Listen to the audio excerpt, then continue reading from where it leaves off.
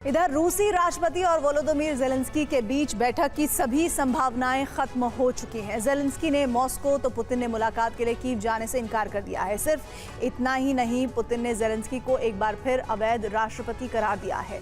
दरअसल माना जा रहा है कि पुतिन अब ज़ेलेंस्की से समझौते की नहीं बल्कि उन्हें यूक्रेन की सत्ता से हटाने की तैयारी में है। पुतिन ने एक ऐसा षड्यंत्र रचा है जो अगर कामयाब हुआ तो खुद यूरोप ज़ेलेंस्की को सत्ता से हटा देगा और कीव पर रूस का कब्जा होगा। कैसे, इस रिपोर्ट में देखिए।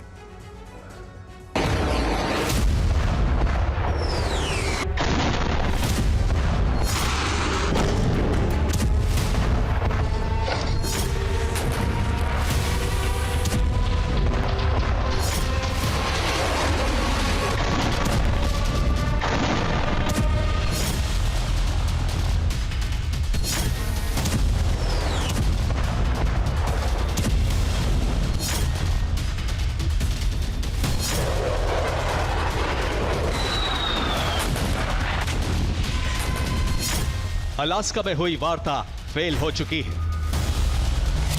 वॉशिंगटन में हुई यूक्रेन, यूरोप और अमेरिका की बैठक फेल हो चुकी है और अब इस बात पर पक्की मोहर लगा दी गई है, वो भी किसी और ने नहीं बल्कि खुद यूक्रेन के राष्ट्रपति ज़ेलेंस्की और रूसी राष्ट्रपति व्लादिमीर पुतिन ने।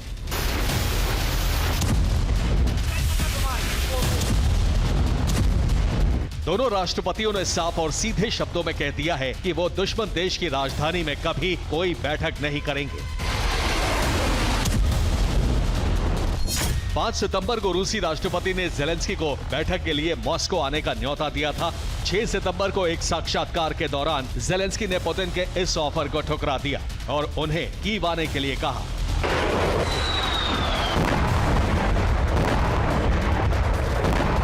महज 24 घंटे पहले रूस में हुए एक कार्यक्रम के दौरान पुतिन ने साफ साफ कहा था कि ज़ेलेंस्की से बातचीत का कोई मतलब नहीं।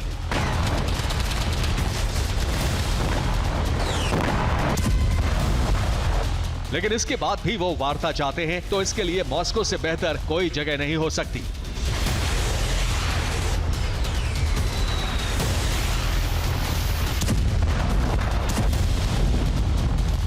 सिर्फ इतना ही नहीं, पुतिन ने रूस की 3 अहम शर्तें भी दोहराई थी। पहली, यूक्रेन अपनी सेना को भंग करे। दूसरी, विदेशी सैन्य सहायता स्वीकार करने से इनकार करे। तीसरी, रूसी कब्जे वाले इलाकों को मान्यता दे।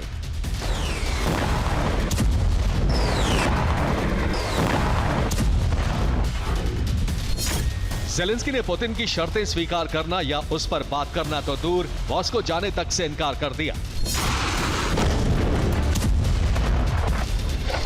उन्होंने साफ साफ कहा कि वो उस देश की राजधानी में कभी नहीं जाएंगे जो यूक्रेन पर बारूद बरसा रहा हो।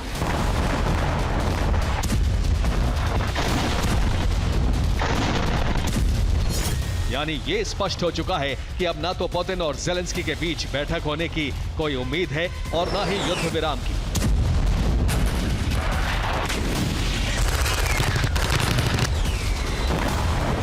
सिर्फ इतना ही नहीं, पुतिन ने एक बार फिर ज़ेलेंस्की को अवैध राष्ट्रपति करार देते हुए शांति के लिए जनमत संग्रह करवाने की बात कह डाली है। पुतिन ने अपने बयान के दौरान कहा, प्रमुख मुद्दों पर यूक्रेन के साथ समझौता व्यावहारिक रूप से असंभव होगा। यूक्रेन के साथ कोई भी समझौते जनमत संग्रह से ही होने चाहिए। इसके लिए यूक्रेन में मार्शल लॉ को हटाना जरूरी होगा।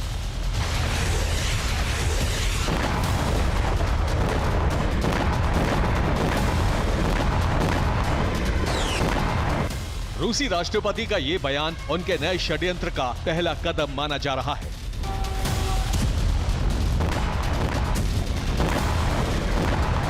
वो षड्यंत्र जिसके दम पर वो यूरोप के रास्ते यूक्रेन पर कब्जा करने की तैयारी में है।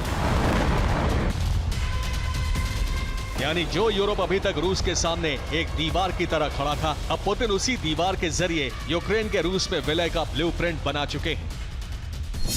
दावा है कि पुतिन ने यूक्रेन को यूरोपीय संघ में शामिल करने का षड्यंत्र रचा है। पुतिन यूक्रेन को ईयू का सदस्य बनाना चाहते हैं। इसके लिए वो ईयू में शामिल अपने मित्रों की मदद लेंगे। ईयू में शामिल होने से पहले यूक्रेन में मार्शल लॉ हटाने की तैयारी है ताकि ज़ेलेंस्की को अवैध राष्ट्रपति साबित किया जाए, जिसके बाद यूक्रेन की सत्ता पर रूस समर्थक को बैठाया जाएगा। इससे पुतिन को 2 फायदे होंगे। एक तरफ यूक्रेन में रूसी कब्जे पर हिस्से को मान्यता मिल जाएगी, तो वहीं दूसरी तरफ पुतिन का मोहरा यूरोपीय संघ में होगा। पुतिन ने अपने प्लान पर काम करना शुरू कर दिया है और इसका पहला कदम है स्लोवाकिया के प्रधानमंत्री रॉबर्ट फीको और जेलेंस्की की मुलाकात। स्लोवाकिया और यूक्रेन के बॉर्डर पर मौजूद यूक्रेनी शहर उज़होरोड में स्लोवाकिया के प्रधानमंत्री की जेलेंस्की से मुलाकात हुई। इस मुलाकात के बाद 3 फैसले लिए गए। पहला, यूक्रेन स्लोवाकिया को गैस और तेल की आपूर्ति करेगा। दूसरा, स्लोवाकिया यूक्रेन की सुरक्षा गारंटी का समर्थन करेगा। नंबर 3 और सबसे अहम, स्लोवाकिया यूक्रेन के यूरोपीय संघ में शामिल होने का समर्थन करेगा।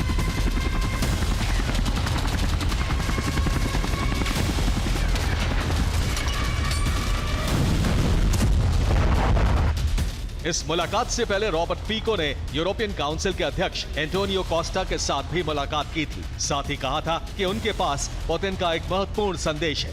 हालांकि ये संदेश क्या है, इसे लेकर अभी कोई जानकारी सामने नहीं आई है।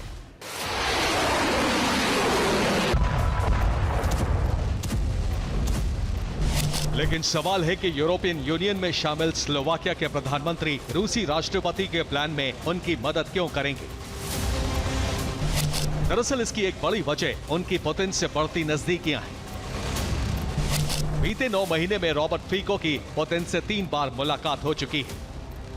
22 दिसंबर 2024 को फीको ने पुतिन से मुलाकात की थी। यूक्रेन युद्ध शुरू होने के बाद वो मॉस्को जाने वाले और पुतिन से मुलाकात करने वाले पहले ईयू नेता थे। स्लोवाकिया के प्रधानमंत्री मई 2025 में हुई रूस की विक्ट्री डे परेड में शामिल हुए थे। वो विक्ट्री परेड में शामिल हुए ईयू सदस्य देशों के इकलौते नेता थे। फीको एससीओ समिट के दौरान बीजिंग भी पहुंचे थे, जहां उनकी पुतिन से द्विपक्षीय वार्ता भी हुई थी।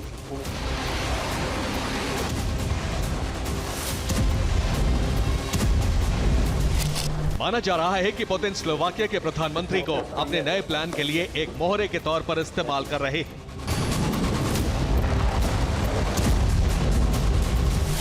कुछ रिपोर्ट्स की माने तो रूसी राष्ट्रपति ईयू के कुछ और छोटे देशों को भी अपने पाले में करने की कोशिश कर सकते हैं, ताकि जेलेंस्की को हटाकर यूक्रेन की गद्दी पर अपना मोहरा बिठाया जा सके।